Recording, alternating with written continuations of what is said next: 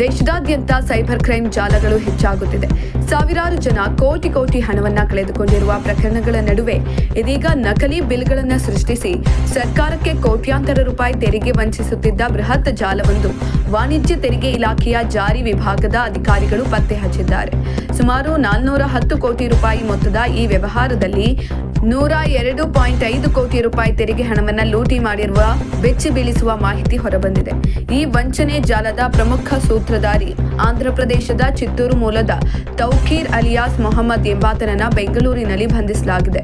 ಈತನನ್ನ ಆರ್ಥಿಕ ಅಪರಾಧಗಳ ವಿಶೇಷ ನ್ಯಾಯಾಲಯಕ್ಕೆ ಹಾಜರುಪಡಿಸಲಾಗಿದ್ದು, ನ್ಯಾಯಾಲಯವು 14 ದಿನಗಳ ಕಾಲ ನ್ಯಾಯಾಂಗ ಬಂಧನವನ್ನ ವಿಧಿಸಿದೆ. ಈತನ ಸಹಚರ ಶೇಖ್ ಜಾಕೀರ್ ಹುಸೇನ್ ಅಲಿಯಾಸ್ ಬಾಷಾ ಎಂಬಾತ ವಿದೇಶಕ್ಕೆ ಪರಾರಿಯಾಗಿದ್ದು, ಆತನಿಗಾಗಿ ತೀವ್ರ ಹುಡುಕಾಟವನ್ನು ನಡೆಸಲಾಗ್ತಾ ಇದೆ. ಅಮಾಯಕ ಜನರ ಪಾನ್ ಮತ್ತು ಆಧಾರ್ ಕಾರ್ಡ್ಗಳನ್ನು ಅಕ್ರಮವಾಗಿ ಬಳಸಿ ಹಲವು ನಕಲಿ ಕಂಪನಿಗಳನ್ನ ನೋಂದಣಿ ಮಾಡಿಕೊಳ್ತಿದ್ರು. ಯಾವುದೇ ಸರಕು ಅಥವಾ ಸೇವೆಗಳನ್ನು ಸರಬರಾಜು ಮಾಡಿದೆಯೇ ಕೇವಲ ಸಿಮೆಂಟ್, ಕಬ್ಬಿಣದ ಸರಕುಗಳ ಹೆಸರಿನಲ್ಲಿ ನಕಲಿ ಬಿಲ್ಗಳನ್ನು ಸೃಷ್ಟಿಸಿ ಇನ್ಪುಟ್ ಟ್ಯಾಕ್ಸ್ ಕ್ರೆಡಿಟ್ ಪಡೀತಾ ಇದ್ರು. ಕರ್ನಾಟಕ ಮಾತ್ರವಲ್ಲದೆ ಆಂಧ್ರಪ್ರದೇಶ ಮತ್ತು ತಮಿಳುನಾಡಿನಲ್ಲೂ ಕೂಡ ಈ ಜಾಲ ಹಬ್ಬಿತ್ತು.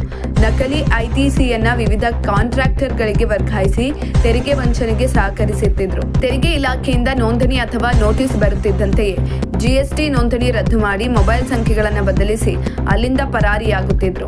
ಈ ಕುರಿತು ಬೆಂಗಳೂರಿನ ಅನ್ನಪೂರ್ಣೇಶ್ವರಿ ನಗರ ಪೊಲೀಸ್ ಠಾಣೆಯಲ್ಲಿ ಪ್ರಕರಣ ದಾಖಲಾಗಿದ್ದು, ವಾಣಿಜ್ಯ ತೆರಿಗೆ ಇಲಾಖೆಯ ಜಾರಿ ವಿಭಾಗದ ಅಧಿಕಾರಿಗಳು ತನಿಖೆಯನ್ನು ತೀವ್ರಗೊಳಿಸಿದ್ದಾರೆ.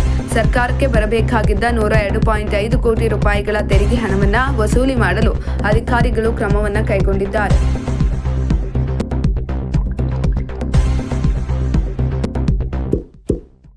ಇಂತಹ ಇನ್ನಷ್ಟು ವಿಡಿಯೋಗಳಿಗಾಗಿ ಲೈಕ್ ಮಾಡಿ, ಫಾಲೋ ಮಾಡಿ, ಶೇರ್ ಮಾಡಿ.